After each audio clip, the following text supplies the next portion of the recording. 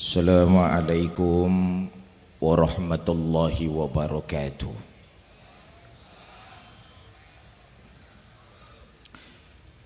Alhamdulillahi wa kafa. Wassalatu wassalamu ala sayyidina Muhammadinil Mustafa wa ala alihi wa sahbihi ahli sidqi wal wafa. Amma ba'du.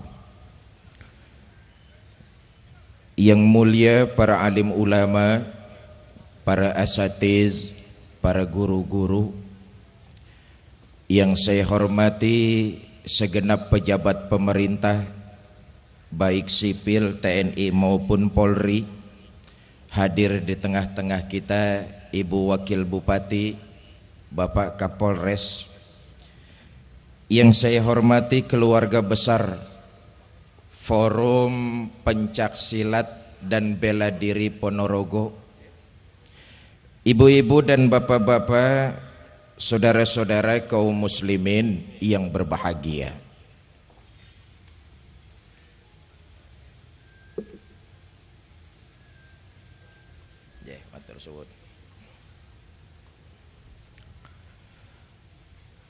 Muharram dikenal dengan salah satu peristiwa hijrah Rasulullah Sallallahu Alaihi Wasallam. Hijrah mungkin cuma satu kali yang jadi peristiwa sejarah, tapi hijrah sebagai sebuah strategi, sebagai sebuah taktik dan pergerakan harus tetap kita lakukan sesuai dengan kondisi dan keadaan. Apa hikmah yang terkandung di dalam hijrah? Pertama, hijrah adalah perjalanan menjaga iman. Betapa Rasul dan para sahabat meninggalkan Mekah kampung halamannya, meninggalkan keluarga yang beda keyakinan, menempuh perjalanan yang tidak kurang 450 km. Sejauh mata memandang hanya padang pasir yang terbentang. Kalau siang panasnya membakar kulit, kalau malam dinginnya menusuk tulang sumsum. Apa yang mereka cari? Apa yang mereka mempertahankan? Jawabannya adalah nilai-nilai iman. Kalau hijrah menjaga nilai iman, maka kita sekarang memperingati 1 Muharram harus dibarengi dengan semangat meningkatkan iman kepada Allah. Saudara, zaman boleh berganti, tapi akidah jangan sampai mati. Masa silakan datang silih berganti, masa silakan datang silih berganti, tapi iman jangan sampai mati. Terhadap kemajuan zaman, bentengnya iman. Kalau listrik masuk desa, alhamdulillah.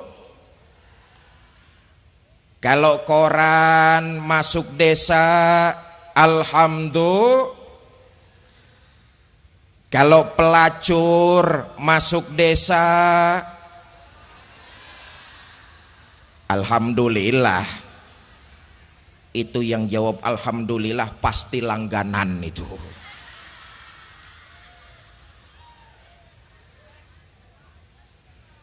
Terhadap kemajuan zaman, bentengnya iman. Ibu bapak, saudara-saudara kaum muslimin yang saya hormati, saya menyambung pembicaraan dari Ibu Bupati, Ibu Wakil Bupati tadi. Saudara, memang dengan kemajuan ilmu pengetahuan yang begitu pesat,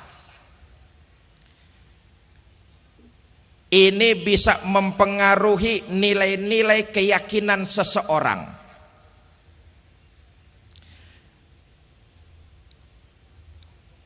Dan untuk menghancurkan Islam di Ponorogo, sekarang ini orang gak perlu repot-repot nutup masjid, nyegel pesantren, melarang majelis taklim. Gak perlu.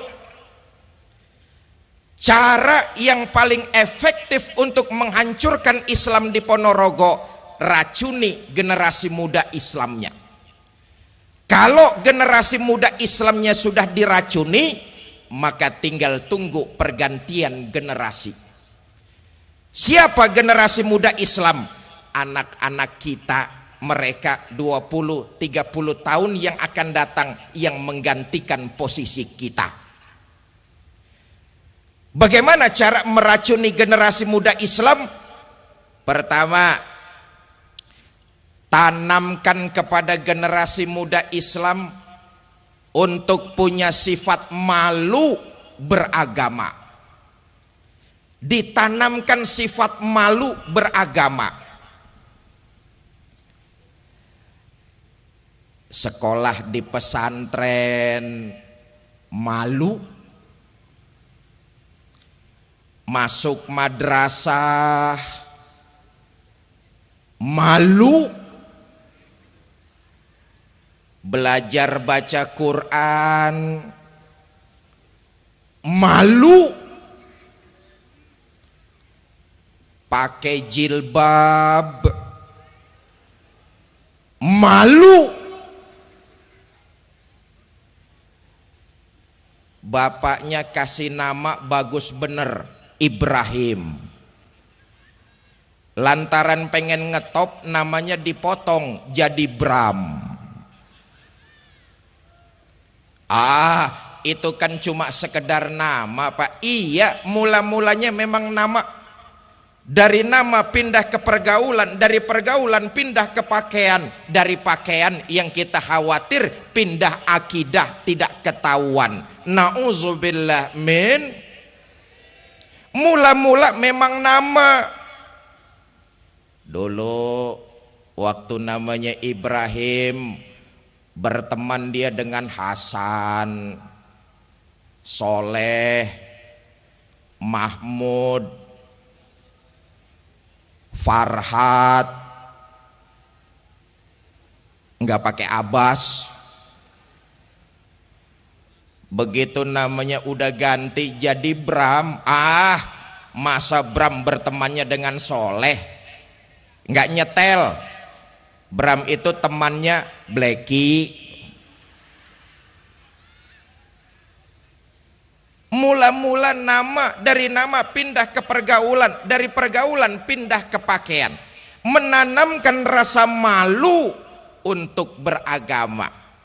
Apalagi sambutan Pak Ibu Wakil Bupati, kita nih orang Ponorogo budayanya begitu besar. Budaya kita begitu kaya di Ponorogo ini. Ditanamkan generasi muda Islam sifat malu untuk beragama. Apalagi saya nyambung sambutan tadi Pak Kapolda Jawa Timur yang mewakili tentang maraknya narkoba di daerah Jawa Timur umumnya. Sekarang ini Pak Bu, seolah-olah anak-anak muda Islam didoktrin. Pemuda-pemuda muslim, kalau kamu mau dianggap sebagai pemuda modern, nggak usah dekat-dekat masjid. Masjid urusan aki-aki. Baca maulid barzanji kuno, pengajian ketinggalan zaman. Kalau kalian mau dianggap sebagai pemuda modern, akrablah dengan minuman keras. Makin kamu mabok, makin dianggap sebagai pemuda modern. Nauzubillah min. Maka malam ini saya ingin titip pesan kepada adik-adik saya, para pemuda, para pelajar Muslim Kabupaten Ponorogo. Para pemuda Muslim Ponorogo, saya titip pesan. Para pemuda,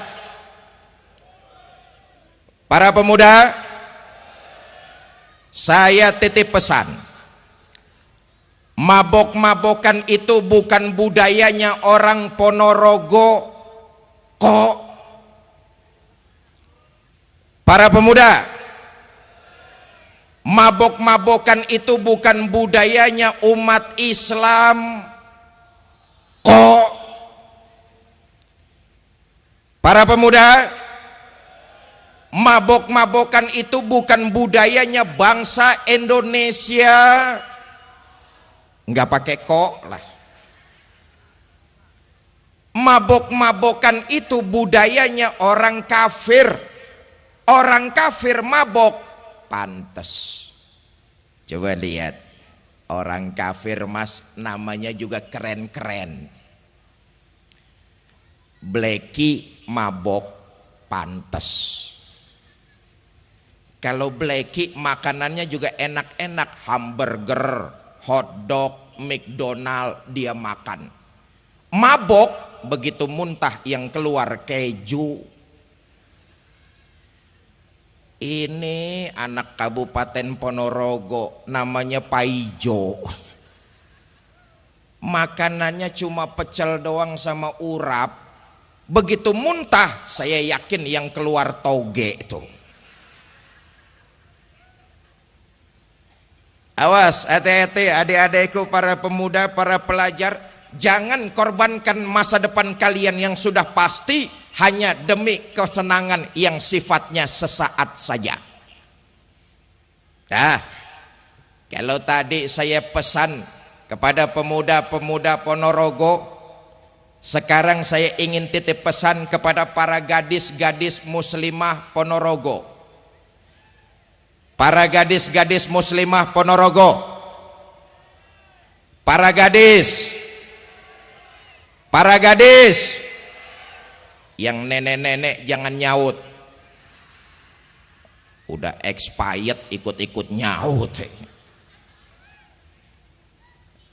Gadis-gadis muslimah Ponorogo, saya titip pesan, boleh nyontoh orang lain, boleh, tapi contoh yang baik-baiknya saja, jangan contoh yang jelek-jeleknya.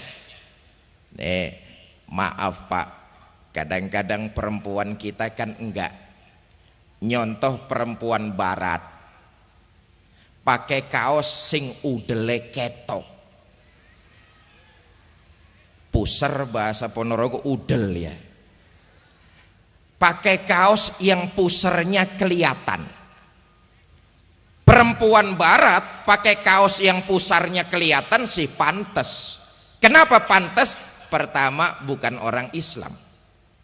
Yang kedua, memang kulitnya rada mulus.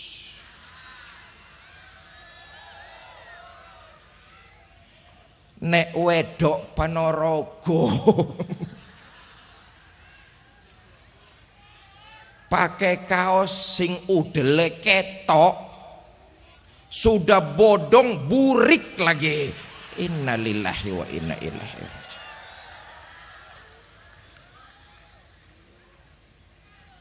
Ibu bapak, saudara-saudara kaum muslimin yang saya hormati.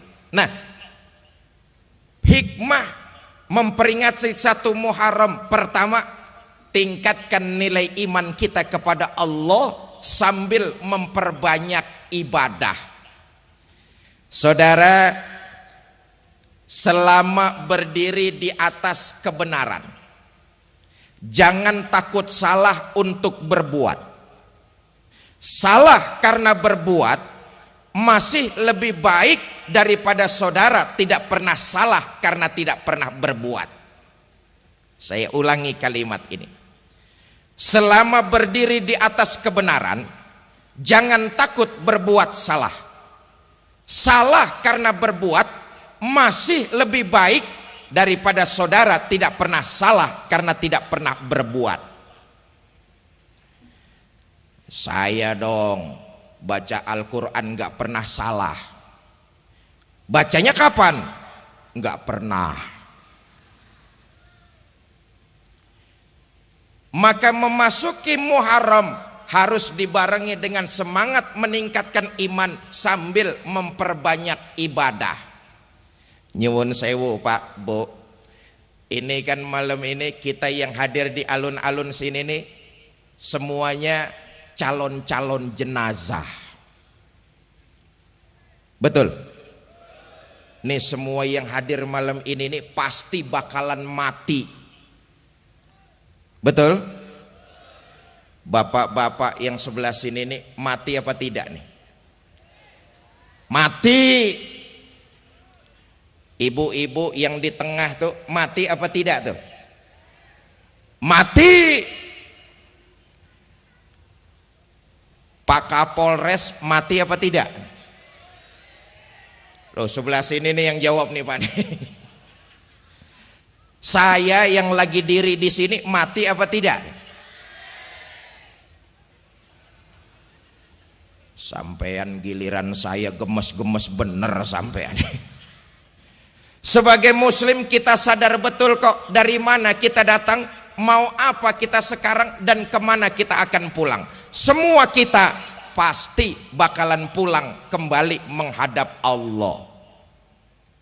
Iyalah, kalau kita mau lihat sejarah, orang-orang dahulu itu memang umurnya panjang-panjang. Nabi Adam alaihi salam umurnya 2000 tahun. Umatnya ya kira-kira umurnya 2000 tahunan. Nabi Nuh alaihi salam umurnya 850 tahun. Umatnya ya kira-kira umurnya 850 tahunan. Junjungan kita Nabi besar Muhammad sallallahu alaihi wasallam, beliau wafat umurnya 63 tahun. Kita umat Nabi Muhammad pasti umurnya enggak jauh-jauh dari umur Nabi. Makanya yang malam ini umurnya 62 tahun 11 bulan. Akeh-akeh mangan sing enak. Ibu bapak, saudara-saudara kaum muslimin yang saya hormati. Loh, kalau kita semua yakin kita bakalan mati, hidup ini apa yang mau kita sombongkan? Betul? Hidup ini apa yang mau kita sombongkan? Kita ngerasa kita kaya, memangnya kita punya apa sih? Kita merasa kita berkuasa, memangnya berapa lama jabatan kita sih? Kita merasa kita pintar, memangnya kita tahu apa? Terusin aja sendirilah. Sebagai manusia kita sadar betul semua kita akan kembali menghadap Allah. Mumpung saat itu belum datang, hidup memperbanyak ibadah kepada Allah. Nah, atas dasar itulah malam ini Ikatan Forum Keluarga Besar Pencak Silat dan Bela Diri Seponorogo berikrar untuk ikut menjaga keamanan bersama, dan ini merupakan ibadah, mudah-mudahan dilipat gandakan pahalanya di sisi Allah Subhanahu wa taala. Saudara, oleh karena itu dengan momentum Muharram, mari kita sama-sama tingkatkan iman, tanamkan nilai-nilai iman kepada anak-anak kita mulai sedini mungkin. Tentu sebagai orang tua kita ingin punya anak yang soleh dan solehah. Betul? Saudara kalau ditanya mending pilih mana? Punya anak pintar tapi tidak benar, atau benar tapi tidak pintar? Idealnya pintar juga benar. Untuk pintar jawabannya ilmu pengetahuan. Untuk benar jawabannya nilai-nilai iman kepada Allah Subhanahu wa ta'ala. Tapi kan di masyarakat kita, masyarakat lebih bisa menerima orang yang benar walaupun rada sedikit pintar. Sebagai rakyat misalnya, kita sudah capek dibohong-bohongi oleh orang yang katanya pintar tapi sayang tidak benar. Apa buktinya? Disuruh ngurusin hutan, malah rame-rame jadi orang hutan. Disuruh ngurusin laut, malah jadi bajak laut. Disuruh ngurusin beras, malah nimbun beras. Yang celaka disuruh ngurus hukum, malah bikin hukum seperti pisau, tajam ke bawah tapi tumpul ke atas. Kalau rakyat miskin yang salah, hukum cepat-cepat ditegakkan. Tapi kalau yang kuasa dan berkaya salah, hukum sering pura-pura tidak tahu.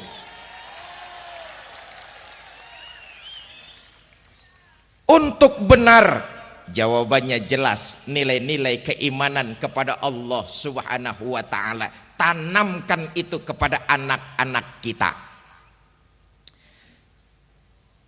Saudara, sekarang ini masih banyak di antara kita umat Islam yang beriman dalam ucapan tapi sekuler dalam perbuatan. Mulut sih mantap bener ngomong, saya beriman kepada Tuhan yang Maha Esa. Dengar di kantor mau ada mutasi jabatan, kasak kusuk nyari embah. Sholat mah menghadap Allah, dagangan mau laris ngadep dukun. Itu kan namanya iyyaka na'budu wa dukun nasta'in itu. Padahal ini satu paket, tidak bisa dipisah-pisah. Kalau menyembah hanya kepada Allah, maka minta tolonglah juga ke sana, jangan dicampur-campur. Jelas? Jelas? Ibu bapak, karena keterbatasan waktu, sampai jam berapa Pak Kapolres?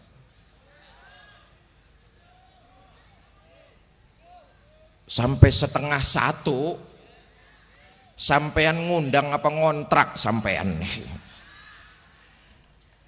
Ibu bapak, saudara-saudara kaum muslimin yang saya hormati, saya ingin menyampaikan satu riwayat.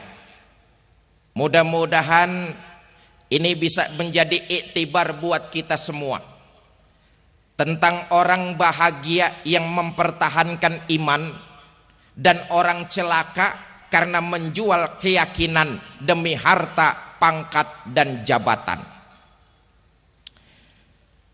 Di zaman Umar bin Abdul Aziz jadi khalifah, dalam salah satu pertempuran tentara muslim kalah perang. Karena kalah, banyak tentara-tentara muslim yang jadi tawanan perang. Nah, di antara tawanan-tawanan itu ada 3 orang ofisir setingkat komandan yang ikut jadi tawanan perang. Terhadap tawanan tentara muslim ini, raja kafir musyawarah dengan penasehatnya. Penasehat, ini yang enak tentara-tentara muslim ini kita apain? Kita bunuh saja biar urusan selesai.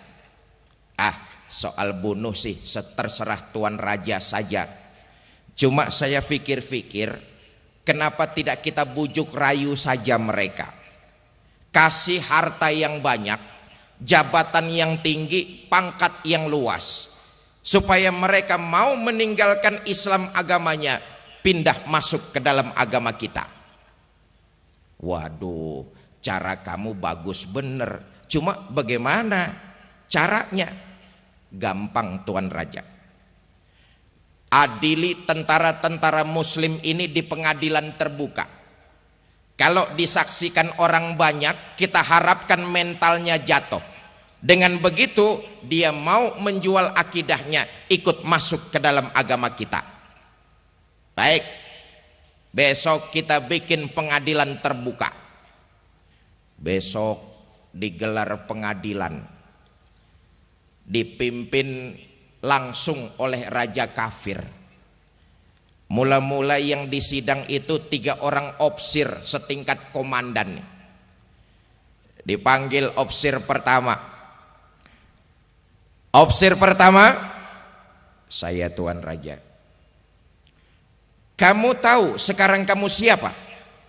Tahu Tuan Raja, sekarang ini saya tawanan perang. Soal tawanan kan gampang diatur. Diatur bagaimana Tuan Raja? Kamu mau nggak meninggalkan pemimpin kamu Umar bin Abdul Aziz, mengkhianati bangsa dan negara kamu, menjual Islam keyakinanmu, pindah masuk ke dalam agama saya? Nanti saya kasih harta yang banyak, jabatan yang tinggi, pangkat yang luas, asal kamu mau masuk ke dalam agama saya. Bagaimana opsir pertama? Tuan Raja, jangan disangka saya berjuang itu mencari tanda jasa. Saya berjuang li'ila'i kalimatillah, hanya mencari ridho Allah. Tuan Raja boleh beli badan saya, tapi jangan mimpi bisa menguasai keyakinan saya. Lebih baik saya mati berkalang tanah daripada hidup bercermin bangkai. Lebih baik hidup miskin mempertahankan akidah daripada hidup mewah menjual keyakinan. Jadi kamu nggak mau pindah agama? Nggak mau Tuan Raja. Baik, Algojo bunuh. Dipentang opsir pertama ini, dipancung lehernya, putus leher itu, terpisah kepala dengan badan, jatuh kepala itu ke bawah, ngelinding, muter kayak orang tawaf sambil ngaji. Sudah terpisah kepala dengan badan, jatuh kepala itu ke bawah, ngelinding, muter kayak orang tawaf sambil ngaji. Raja kafir bingung. Minggir, minggir. Ada endas gelundung ngaji. Ayatnya yang dibaca, ya ayyatuhan nafsul mutmainnah irji'i ila rabbiki radiyatan mardiyah. Wahai jiwa yang tenang, kembalilah engkau kepada Tuhanmu dengan ridho dan diridhoi. Masuklah ke dalam golonganku, masuklah ke dalam sorgaku. Di penghujung ayat, mata terpejam rapat, bibir tersenyum, mati syahid menghadap Allah Subhanahu wa ta'ala. Setelah itu dipanggil opsir kedua. Opsir kedua, saya Tuan Raja. Sudah lihat teman kamu yang pertama? Sudah Tuan Raja. Kamu bagaimana? Mau hidup atau mau mati? Kalau mau hidup, nanti saya kasih harta yang banyak, jabatan yang tinggi, pangkat yang luas, asal kamu jual Islam agamamu, pindah masuk ke dalam agama saya. Bagaimana opsir pertama? Bagaimana opsir kedua? Sudah Tuan Raja. Sudah apanya? Sudah ojo keakehan cangkem. Maksud kamu? Saya sudah tidak sabar ingin nyusul teman saya yang pertama tadi itu. Sekarang ini saya tidak sanggup membayangkan betapa bahagianya teman saya sudah disambut dengan para bidadari, hidup di bawah ridho dan naungan dari Allah. Sudahlah Tuan Raja, potong saja leher saya. Baik, Algojo, bunuh. Dipantang lagi ofisir kedua ini, dipancung lehernya. Putus leher itu, terpisah kepala dengan badan.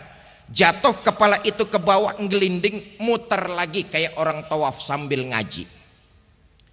Ayatnya yang dibaca, wujuhu yawma izin nazirah ila rabbiha nazirah.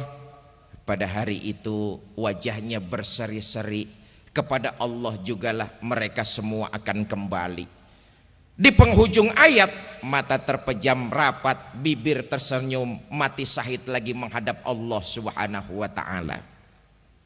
Nah, giliran ofisir ketiga yang dipanggil. Ofisir ketiga, saya Tuan Raja. Sudah lihat teman kamu yang pertama dan kedua? Sudah Tuan Raja. Kamu bagaimana? Saya mau hidup Tuan Raja. Mau meninggalkan pemimpin kamu? Mau Tuan Raja. Mengkhianati bangsa dan negara kamu? Iya Tuan Raja. Menjual Islam agamamu, pindah masuk ke dalam agama saya? Oh, saya mau pindah agama. Baik, kamu tunggu dulu sebentar, saya musyawarah dengan penasehat. Raja musyawarah dengan penasehat. Penasehat ini ofisir yang ketiga, kelihatannya ofisir bagus nih. Dia mau meninggalkan Islam agamanya, pindah masuk ke dalam agama kita. Ini nanti ofisir ketiga yang enak kita angkat jadi pejabat apa nih? Tuan Raja, soal jabatan sih terserah Tuan Raja saja. Cuma saya pikir-pikir ofisir ketiga ini kok aneh ya. Aneh bagaimana? Aneh Tuan Raja. Pemimpinnya dia tinggalkan, bangsanya dia khianati, akidahnya dia jual. Menurut saya ofisir ketiga ini ofisir bejat Tuan Raja. Oleh karena ofisir bejat, bahaya kalau diangkat jadi pejabat, bisa menyusahkan rakyat. Jadi menurut kamu, bunuh saja Tuan Raja. Bunuh. Iyalah, kalau gitu saya sidang lagi ofisir yang ketiga. Raja kembali membuka sidang. Ofisir ketiga, saya Tuan Raja, saya diangkat jadi apa? Kamu nggak diangkat. Loh kok begitu? Iya, pemimpinmu kamu tinggalkan, bangsamu kamu khianati, keyakinanmu kamu jual. Kamu ofisir bejat, maka kamu harus dibunuh. Jadi saya dibunuh. Bunuh. Iyalah, kalau saya harus dibunuh, saya mau masuk Islam lagi. Terserah mau masuk Islam lagi atau tidak, pokoknya bunuh. Iya, saya masuk Islam lagi. Ibu bapak saudara-saudara, apa yang terjadi? Ofisir ketiga ini mengucap dua kalimat syahadat, mengucap kalimat tasahud, tapi macet di tengah-tengah. Na'udzubillah summa na'udzubillah. Ashadu ayo cepat. Iya. Ashadu sampai pedang algojo keburu nempel di lehernya. Putus leher itu, terpisah kepala dengan badan. Jatuh kepala itu ke bawah, ngelinding, muter lagi kayak orang tawaf sambil ngaji. Ya maklum, dulunya pernah jadi orang Islam, jadi masih bisa ngaji. Cuma ayat yang dibaca beda dengan dua temennya yang duluan tuh. Ayat yang dibacanya begini. Afaman haqqat alaihi kalimatul azab afa anta tunkizu man finnar. Apakah orang-orang yang memang sudah mendapat vonis azab dari Allah, bisakah kalian selamatkan? Bertahun-tahun berjuang li'ila'i kalimatillah, berjuang di bawah panji-panji Rasulullah, tapi dalam hidupnya tergelincir menggadaikan iman demi harta, pangkat dan jabatan. Ajal datang menjemput, mati dalam kondisi su'ul khatimah. Na'udzubillah min. Itu sebabnya para yai-yai kita tidak bosan-bosannya mengingatkan kepada kita untuk memperbanyak doa kepada Allah dengan kalimat ya Allah biha, ya Allah biha, ya Allah bihusnil khatimah. Karena di akhir itulah penilaian kita di sisi Allah Subhanahu wa ta'ala. Satu, memperingati Muharram harus dibarengi dengan semangat meningkatkan iman. Yang kedua, hikmah dari peristiwa hijrah adalah meningkatkan persatuan, kerukunan, kekompakan di antara kita. Ayo kita lihat sejarah. Saudara, orang Mekah yang hijrah ke Madinah itu disebut muhajirin. Orang Madinah yang menerima orang Mekah itu disebut kaum Ansor. Mereka dipersaudarakan oleh Nabi. Ikatan akidah jauh lebih mulia dan lebih agung daripada ikatan darah. Maka meningkat memperingati satu Muharram, hikmah yang terkandung dalam peristiwa hijrah meningkatkan persaudaraan di antara kita. Spanduk yang tadi disampaikan dipampang oleh Persatuan Pencak Silat dan Bela Diri, kita semua adalah saudara. Ibu bapak, saudara-saudara yang saya hormati, apalagi kita ini umat Islam adalah keluarga besar. Antara yang satu dengan yang lain harus saling menopang, harus saling membantu dan menguatkan. Kita ini muslim, yang satu dengan yang lain ibarat keluarga besar. Bahwa di tengah-tengah kita umat Islam ada perbedaan, itu adalah rahmah. Tapi jangan perbedaan menyebabkan kita terpecah belah. Malam ini saya hadir di Ponorogo ditemani dengan istri. Saya tidak merasa tamu hadir di sini. Saya hanya merasa seorang keluarga yang hadir di tengah-tengah keluarganya. Kenapa? Kita muslim itu keluarga besar. Menghina saudara sama juga menghina saya. Menyakiti saudara sama juga menyakiti saya. Saya adalah saudara, saudara adalah saya.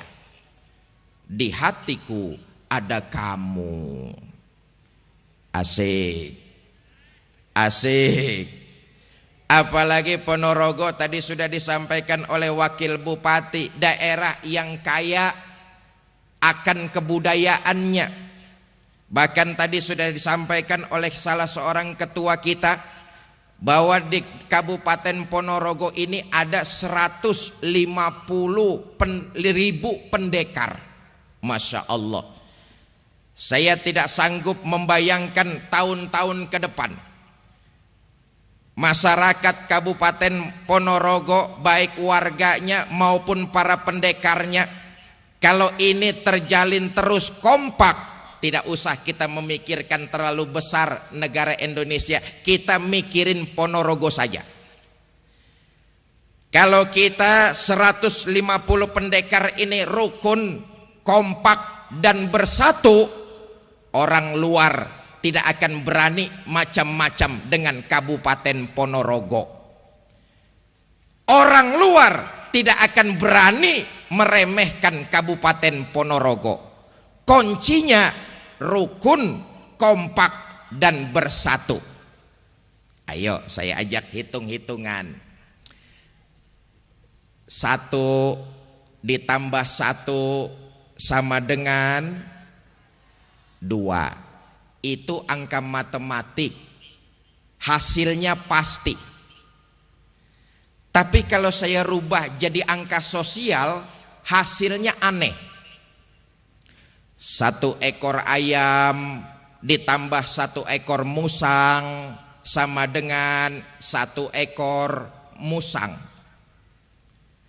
Kemana ayamnya? Dimakan musang. Betul? Betul? Menjaga kerukunan, kekompakan, dan kebersamaan di antara kita, itu modal utama untuk mencapai masyarakat aman, adil, dan makmur. Ayo kita belajar dari masjid, saudara-saudara. Di masjid, sebagai seorang muslim, kita diajarkan untuk selalu mencari persamaan, bukan memperbesar perbedaan. Bahwa di antara kita ada perbedaan, itu rahmah. Tapi jangan perbedaan menyebabkan kita terpecah belah. Beda boleh, tapi harus tetap akur. Nih, kayak tangan kanan dan tangan kiri kita nih. Tangan kanan sama tangan kiri kita beda apa tidak? Beda apa tidak? Beda, tapi akur. Kalau tangan kiri gatal, tangan kanan nggak perlu diundang, datang garukin tangan yang kiri. Apa artinya? Kalau ada tetangganya sakit, datang jengukin, nggak usah tanya partainya apa, beleguk. Beda boleh, tapi harus tetap akur. Bahwa kita di Ponorogo ada 19 perguruan pencaksilat, alhamdulillah. 150.000 pendekar, alhamdulillah. Yang satu dengan yang lain harus saling menguatkan. Ya Allah, ini sebuah sumber daya manusia yang sangat luar biasa. Kalau 150.000 pendekar ini dioptimalkan dengan maksud untuk memperbaiki pembangunan yang ada di Kabupaten Ponorogo, ya Allah, ini sebuah potensi yang luar biasa.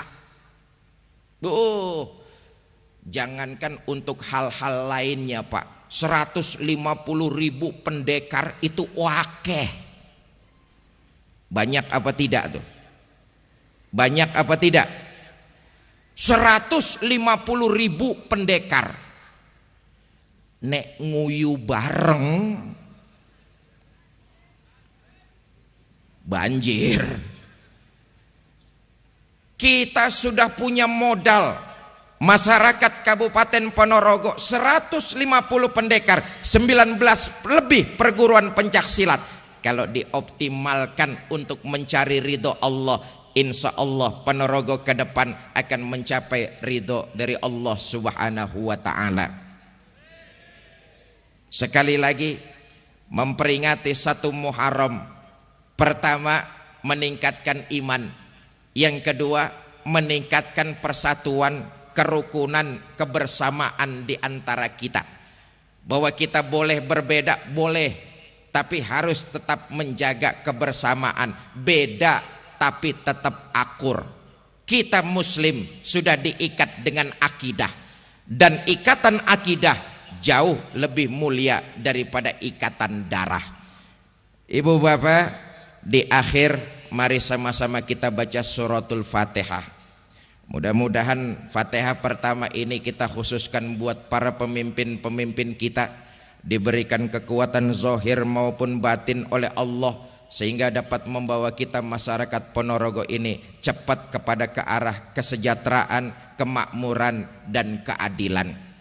Fatihah yang kedua kita khususkan buat para kiai-kiai kita, para ulama-ulama kita, mudah-mudahan diberikan kesehatan dan dipanjangkan umurnya oleh Allah sehingga dapat mengajarkan kita ilmu-ilmu agama yang manfaat baik di kehidupan dunia, lebih-lebih di akhirat nanti.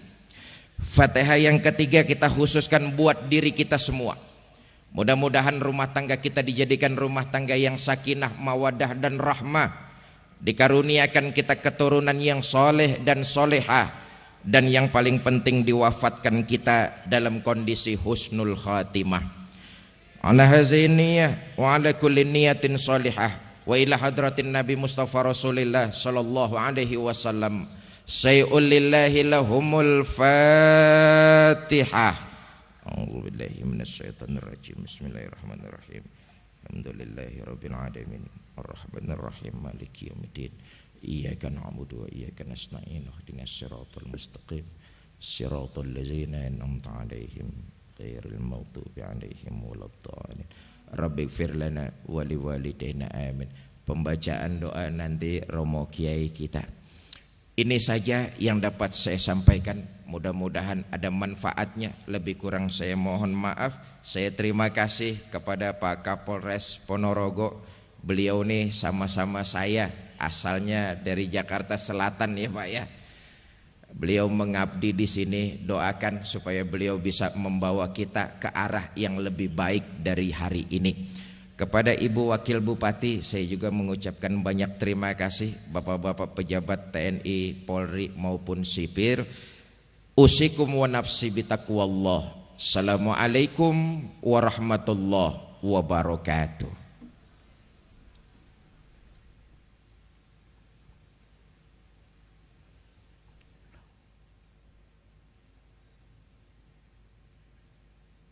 Acara selanjutnya adalah pembacaan doa kepada Bapak Ketua MUI, Pak Kiai Ansor. Dipersilahkan.